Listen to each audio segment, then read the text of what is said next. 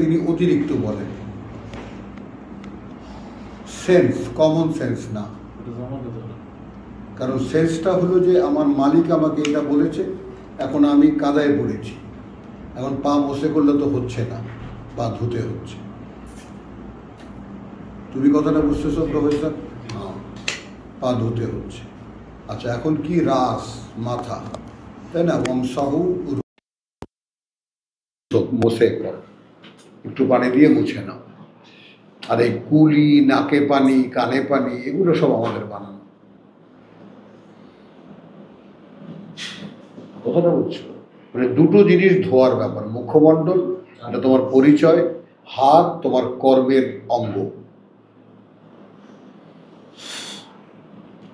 বলেন ডাক্তার সাহেব, এই দুটোই মেয়ে ধোয়ার ব্যাপারে। কিন্তু আর দুটো অঙ্গ তোমার ফকসেলু আর ওয়ামসাহু রুউসাকুম ওয়া আরজুলিকুম,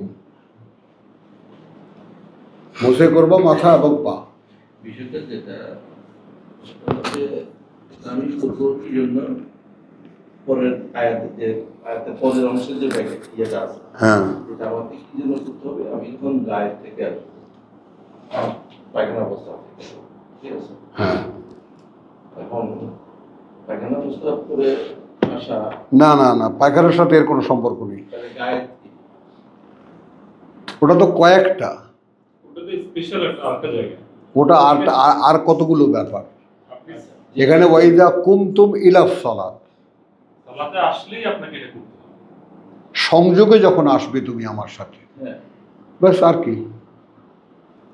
আর ওগুলো হলো বিশেষ অবস্থা, সফরে থাকো, তারপর তোমার গিয়া বা তোমার প্রকৃতির ডাকে সাড়া দিয়ে আসো, স্ত্রী সহবাসের প্রশ্ন, ওগুলো সব ভিন্ন প্রেক্ষিত। ওটা এই প্রেক্ষিতে আসবেই না কোনোভাবে। এটা কমন, কথা বুঝছো? ওয়াইদা কুমতুম ইলাস সালাত, মনস্থ করবে যখন তুমি যে আমার সাথে এখন যোগাযোগ হবে তোমার,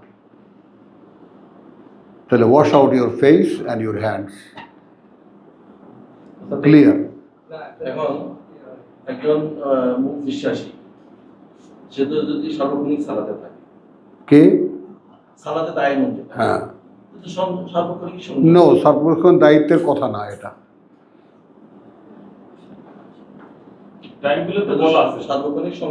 দেখো, আমি বলি, পেশাবের পরে উজু করা কোরআনে নাই,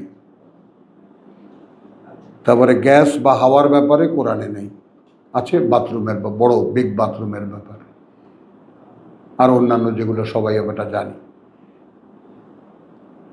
কথা বুঝছো? চড়ুই পাখিও তারা দুজন মিললে গিয়ে গোসল করে, দ্য নেচার।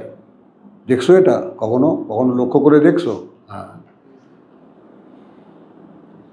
মানে পানি দিয়ে কি অপবিত্রতা দূর করা যায়? না, এটা একটা সিম্বলিক সাইজ আর কি। গোসল করে নাও এখন তো। না, ঠিক আছে, তোমার কথাও ঠিক আছে, কিন্তু আমি কোশ্চেনটা তুমি দেখবা যে গোসলের পরে তোমার তোমার মধ্যেই একটা পরিবর্তন আসে। হ্যাঁ, না, সেটা তো অতিরিক্ত যারা ধর্ম পালন করে, যারা এটা এখানে তারটা এইভাবে লাগাইছো কেন? এদিকে আসে না? কোন কথা বুঝছো কথাটা? তো একদম গোসল যেটা,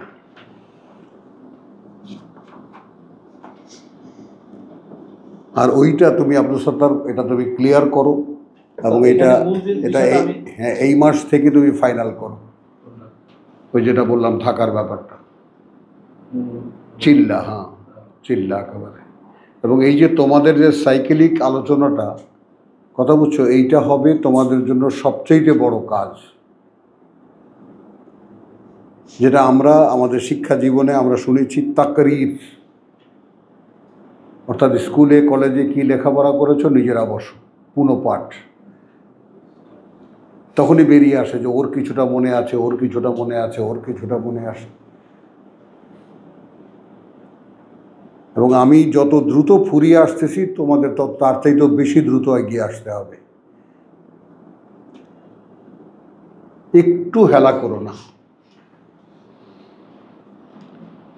একটু হেলা করো না, ভেরি সিরিয়াস অ্যাবাউট।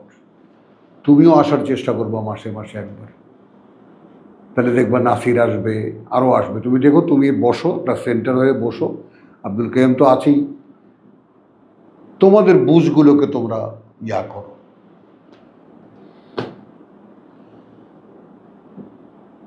বুঝছো, আমার কথার দিকে তাকাও।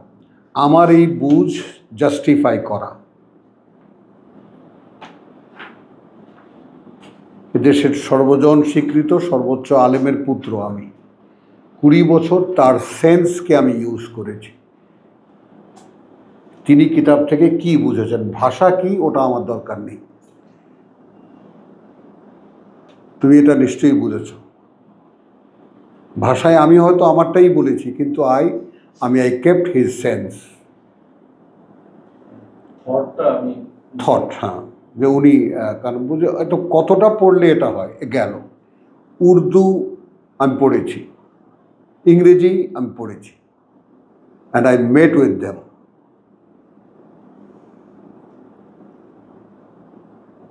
এই জন্যই নাহলে মোল্লারা আমার এই বাড়ির ইট পাটকেল রাখতো না। তো এইটা একটা অথরিটি, এটা তোমরা নাও, এবং সবার আগে আবারও অনুরোধ করি আমাকে খাও, তাহলে তোমাদের একটা স্ট্যান্ডিং পজিশন দাঁড়াবার জায়গা হবে। এরপরে তুমি কে নেবে বলো? তোমার যে নিজস্ব প্রকাশভঙ্গি, তোমার নিজস্ব বুঝ, সেগুলো তো সবই আছে, যথাস্থানে রয়েছে, কিন্তু মূলটা তুমি আগে এক জায়গা থেকে নাও। তাহলে তুমি কি পাচ্ছ? আমার বাবাকে পাচ্ছ, আমাকে পাচ্ছ, এবং তুমি যাচ্ছ, থার্ড জেনারেশনে তুমি আসছো। তখন তুমি একটা অথরিটি রীতিমতো কোরআনে। আমি তোমাদেরকে বারবার করে জিজ্ঞেস করি, বারবার করে, যে আমার মধ্যে কোনো দুর্বলতা দেখো কিনা, কোনো যাকে বলে হেজিটেশন দেখো কিনা প্রকাশের ক্ষেত্রে, এবং এটাও বলি যে কেন নাই। কারণ এটা 1 বার 2 বার 4 বার 10 বার 1000 বার এটা প্রমাণ করা। কারণ আমি আগে নিজের ব্যাপারে কনফার্ম হয়েছি, একটা মেসেজ আমি ক্যারি করব, যেটা মানুষের কাছে দেবো, সেখানে এক চুল ভুল করলে তো আর হলো না, আমি তো মূল মালিকের কাছ থেকে কিছুই পাবো না, যার চাকরি আমি করছি। বুঝছো? কাজেই একটু কিছু বুঝে নিয়েই একটা মন্তব্য কোরআন নিয়ে করবা না, কারণ এটার জন্য একটা দাঁড় করানো একটা এস্টাবলিশ সুন্নত, আল্লাহর নিয়ম। আল্লাহ 23 বছর লাগিয়েছেন তিনি একটা মানুষের মধ্যে এই কথাগুলো প্রকাশ করতে, and you have to do it. এখন যুগ সংক্ষেপণ হয়ে আসছে, তাহলে এখন কি সামগ্রিক কোরআন সম্পর্কে ধারণাটা যদি আমার কাছ থেকে নাও, তাহলে তোমার বাকি থাকে শুধু শব্দের সঙ্গে কন্ট্রাক্টটা। আমি বলেছি যে যাই বলুক না কেন, এটার মানে এইটা, এটার মানে হয়তো এইটা, এটা না, কোরআন ওই শব্দটা কি অর্থে ব্যবহার করেছে, ব্যাস ওটাই তোমার নিরাপদ জায়গা। কারণ নিরাপত্তা দেওয়ার মালিক আল্লাহ, তুমি তার বার্তা বহন করবে, এর জন্য নিরাপত্তা দরকার, কে দেবে সেটা? এখন তোমার টেন্ডেন্সি কি বনি ইসরায়েলের ওই 84 আয়াত জীবাণু কি তোমার যাকে বলেছে আমরা মানুষকে নেয়ামত দেই, ওয়ালাকাদ আনআমনাল ইনসান ফাআরাদা, সে নিজের দিকে চলে যায়, ফানাবে ওয়ানাবে জানিবি, এবার সে নিজের কথা বলে, ওইটা যেন আমরা যা দিলাম ওটা তার নিজের কথা।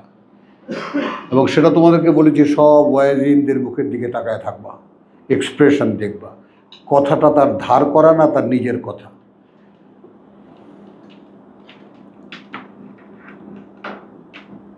এই কথাটা বলতে বুঝতে পেরেছ?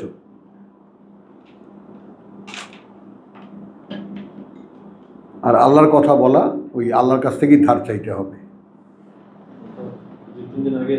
ওই একটাই উৎস, বারবার সেখানে ইয়ারজিউন, লা আল্লাহুম ইয়ারজিউন, সেখানেই ফিরে যাও।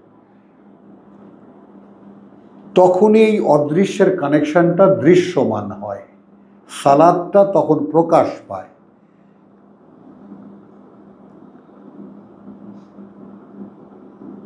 তোমার যে অফেন অ্যান্ড অফেন ওইদিকে ফেরার ব্যাপারটা, তার সাথে যুক্ত হওয়ার ব্যাপারটা, সেটা যদি সেই চেষ্টাটা যদি অনবরত থাকে, সালাতে দায়েমুন, এইটা সালাতে দায়েম। কথাটা বুঝো নাই? মানে জিনিসটা হল দায়মুল গুলি তো আর মানে সালাতের আলাদা সময় আল্লাহ উল্লেখ করতেন। হ্যাঁ, 24 আওয়ার্স হয়ে যেত। বুঝেছ? তো ওইটা হলো সংযোগের ওই আকিমুস সালাত আল দুলুক, সবসময় সাথে থাকতে হবে।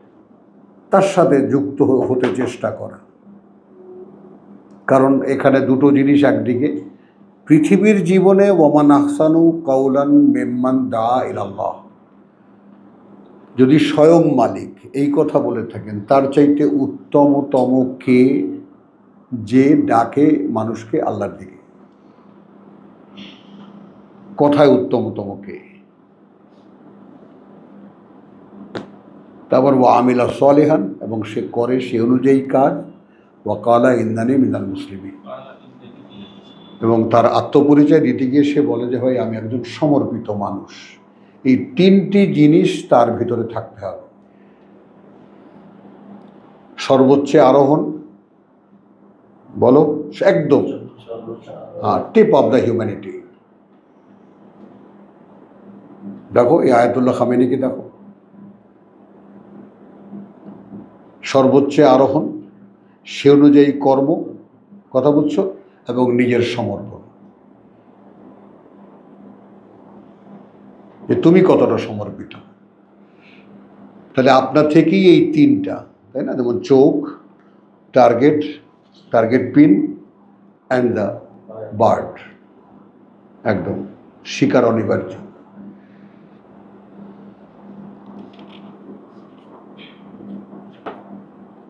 বুঝছো ভাই? তো এইটা তুমি খুব সিরিয়াসলি নাও, এবং এই জায়গাটায় তুমি কন্ট্রোলার হও, তুমি আসো, তুমি বসো। সম্পূর্ণ এটা আমার থেকে সম্পূর্ণ আলাদা। সেখানে কোর্স আমি তোমাকে আলাদা করে দেব, যে একটা হলো যে ডেইলি, যেমন মঙ্গলবারের ক্লাসে কি হলো, রেকর্ড বাজিয়ে শোনো, থামাও 5 মিনিট, শোনো 5 মিনিট, থামাও 5 মিনিট, আলোচনা করো।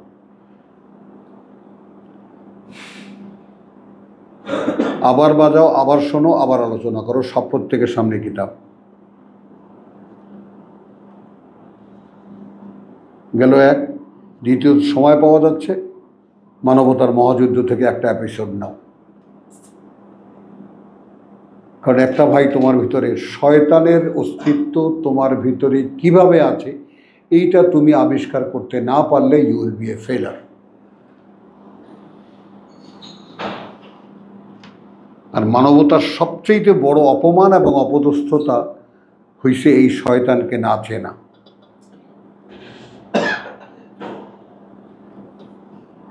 বুঝছো? দুটো অদৃশ্য শক্তি তোমাতে লাগানো, একটা শয়তান, একটা ফেরেশতা। তো শয়তানকে তুমি সঙ্গে রাখবা, ফেরেশতারা আসবে না। শয়তানকে দূরে সরাবার চেষ্টা করবা, যদি আল্লাহর কাছে গৃহীত হয় তিনি সরিয়ে দেবেন, ফেরেশতারা চলে আসবে। সিম্পল। নাহনু আউলিয়াউকুম ফিল হায়াতিদ দুনিয়া ওয়া ফিল আখিরাহ। মানে কি এগুলোর, এই সমস্ত কথা?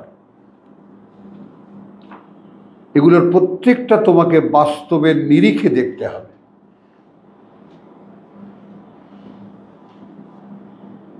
একটা কুৎসিত ইচ্ছা জাগলো, আল্লাহ খারাপ লাগতেছে, সরায় দাও মন থেকে, সরে যায়।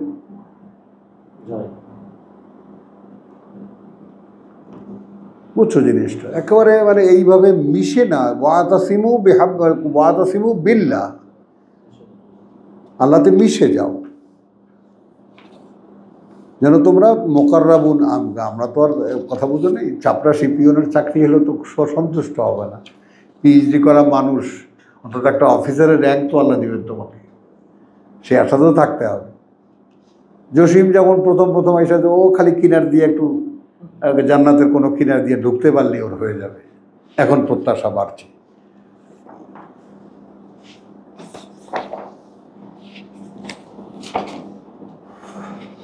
বিশ্বাস করো, তুমি আত্মসম্মানটা জাগাও নিজের ভিতরে যে তুমি স্বয়ং সৃষ্টিকর্তার খলিফা।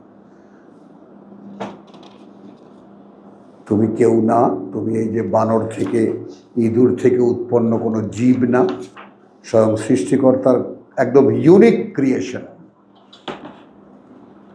হাতে নির্মিত, হ্যাঁ, তার হাতে নির্মিত। তার হাতে নির্মিত, বড় স্বপ্নের দেখা তার তৈরি। এবং ওই দুটো কথা যখন তুমি পড়বা না, তোমার চোখে পানি আসবে যদি বুঝে পড়তে পারো। মা কাদারুল্লাহ হাক্কা কাদরি, বলি বিভিন্ন জায়গায় বলি, যে মর্যাদা আল্লাহ সেটা এই মানুষ দিল না তাকে। নিজেরই সম্মান বুঝতে পারে না। হ্যাঁ, মানুষ তো নিজেরই কোত্থেকে পারবে বলো? সে তো নিজেকেই চেনে না, দেবে কোত্থেকে? সে যদি নিজেকে সম্মান দিতে পারতো তবেই না তার সৃষ্টিকর্তাকে সম্মান দিতে পারত। তাকে জানতে হবে তাকে সে সম্মানিত কেন, তখনই তার দায়িত্ব কি, কি অবস্থা তার এখন, কোন জায়গায় সে আছে। তখন তো রীতিমতো ওই যে ছোটবেলা যেমন ওই যে ধান ক্ষেত থেকে হেঁটে গেলে যেমন পায়ে জোকে ধরতো, ঢাকা থেকে আমরা নতুন নতুন যদি করে লাফাইতাম, ওই যোগ তো হাত দিয়ে ধরতে পারতাম না। ওইটা তো চীনে যোগ, জলযোগ যেটা বড়। ছাড়ে লাফাইতে লাফাইতে বাড়ি আসলে তো এই দাদি বা কেউ বাড়ির কাজের ফুবু টুবু থাকলে দাঁড়া দাঁড়া দাঁড়া এমনি ছাড়াই দিত, লবণ দিয়ে দিত। চলো বলো, ঠিকানা বলো।